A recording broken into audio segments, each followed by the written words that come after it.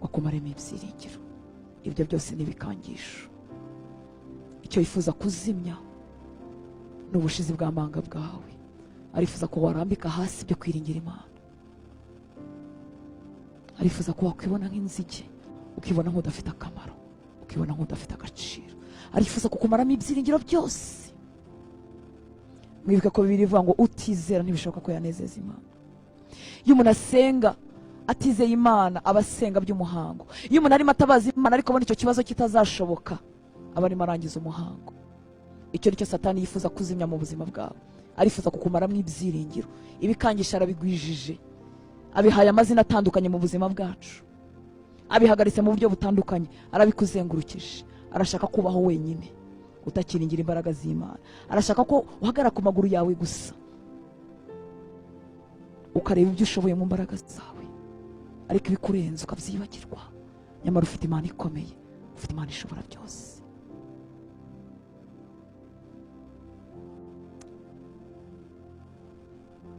Ntiwemere ko igikangisho kikuzimya. Uyu mwanzi ugutera, icyo yakoresha icyo cyose, abo yakoresha bari bo bose, nta mbaraga bafite zo kugufata no kuguherana igihe cyose uri maso. Basingera uri bahengera usinziriye. Ntiwemere ko ibitotsi by'umwuka bigufata. Ntiwemere kurangara. Reka dusenge bwoko bw'Imana. Ni ikihe gikangisho kiguhagaze imbere? Ongera ukibwire ko Imana yawe ikomeye. Ongera ukibwire ko Imana yawe ifite imbaraga. Ongera ukibwire ko atari wowe wa mbere ugiciyemo. Ongera ukibwire ko Imana yawe itabara. Ongera ukibwire ko hari n'ibindi bikomeye kurenza ibyagutabayemo. Uwiteka Imana ikomeye, Imana ishobora byose, Imana y'imbaraga, Imana iri mu ruhande rw'abayikunda, Imana iri mu ruhande rw'abayishaka. Nongeye kuzana ibikangisho byose umwanya Satani ashyize imbere y'abahungu bawe n'abakobwa bawe, ari abo turi kumwe, ari abadukurikiye n'abazadukurikira hanyuma. Ibikangisho byose umwanya Satani abazengurukije, babireba bakabona nta nzira, bakabona ntaho byava, bakabona bitagishobotse, bakabona birabagose, birabazengurutse.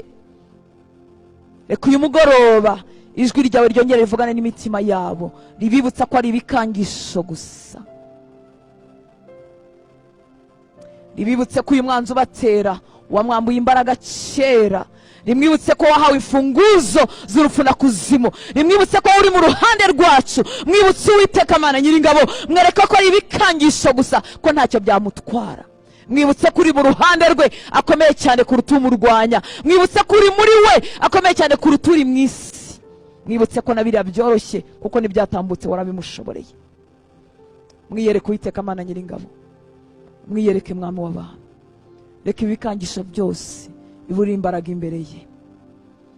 Niyongere yuzure kwizera, yongere yuzure ibyiringiro, kugeza umunsi azakandagira muri Kanani ye, kugeza umunsi azakikira amasezerano yo. Reka ntazacire hagati urugendo, reka ntazamunamukire hagati, kuko hari ibyiza umutegerereje hariya hakurya. Hari ibyiza umubikiye Mwami. Ibidashobokera abana b'abantu imbere yawe birashoboka, biracyashoboka. Ko iki ngiki cyasaga nijoro mu buzima bwe cyahinduka igitondo. Biracyashoboka ko ibyasaga n'umwijima umucyo wawe mwinshi wabiviramo. Biracyashoboka ko ibyananiranye byashobokera imbere yawe n'iri joro. Birakoroheye Mwami w'aba, ca inzira aho zitari, nyuranye ibihe ku buzima bwe. Byose ni ibikangisho. Mwibutse ko ari ibikangisho, mwibutse ko bidafite imbaraga, mwibutse ko umurwanirira uri mu ruhande rwe akomeye cyane kuruta ibihanganye nawe. Mwibutse ko amaboko amushyigikiye ariyo menshi kuruta amurwanya. Mwibutse ko hari imbaraga zitagaragara zimeze nk'izahuye na Sawuli mu nzira. Mwibutse ko hari ijwi ryavugira mu ijuru, ibintu byose bigatatana, inzira zikaboneka mu mazi menshi, amazi akaboneka mu butayu. Mwibutse ko hari imbaraga zawe zidakenera amaboko y'abantu, zamuvuganira ibunaka zikamuvuganira kwa kanaka, inzira zikongera zikaboneka. Mwibutse ko wahamagara abari kure kugira ngo umunezero we wuzure. Mwibutse ko agendana n'Imana ikomeye. Urakoze Mwami w'abantu, tuguhaye icyubahiro, turakwizeye. Ibyiringiro byawe nibyicare mu mitima y'abahungu n'abakobwa, aho byari bishize ibihagaruke. icyo bari bararambitse ku ruhande, bumva udafite imbaraga zo kugikora, bumva hari warakibagiwe cyangwa warakihoreye, bibutse ko ari igihe gusa, bibutse ko uri ukwizerwa, bibutse ko utajya unanirwa. Urakoze papa, tuguhaye icyubahiro cyose. Mwami mwiza, tugiye gusura amacumbi yacu, gendana natwe,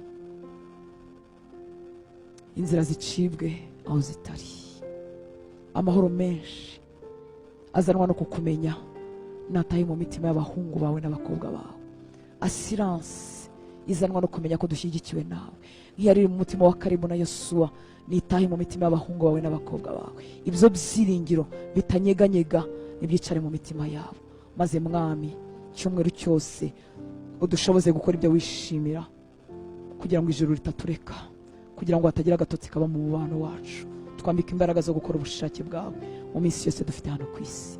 Nongeye guhesha umugisha abana bawe bateye intambwe bakaza mwami, kugira ngo tube kuri iki gicaniro cy'abarinzi ku nkiki. Mpesheje umugisha bakoze imirimo yose mwami, nibahabwe umugisha, nibagirirwe neza. Gendana natwe dusubira mu macumbi yacu, ineza yawe ikomeze komatana natwe, basanga amahoro mu mago yabo, ugendane nabo icyumweru cyose, bakubona igitondo n'umugoroba. Imyuka yabo ihembukire muri wowe, imbaraga z'amasengesho zibuzure, imbaraga zo gukiranuka zibagote impande zose. Urakoze papa, turavuze ngo icyubahiro cyose nikikugarukire, ni mu izina rya Yesu dusenze, amen.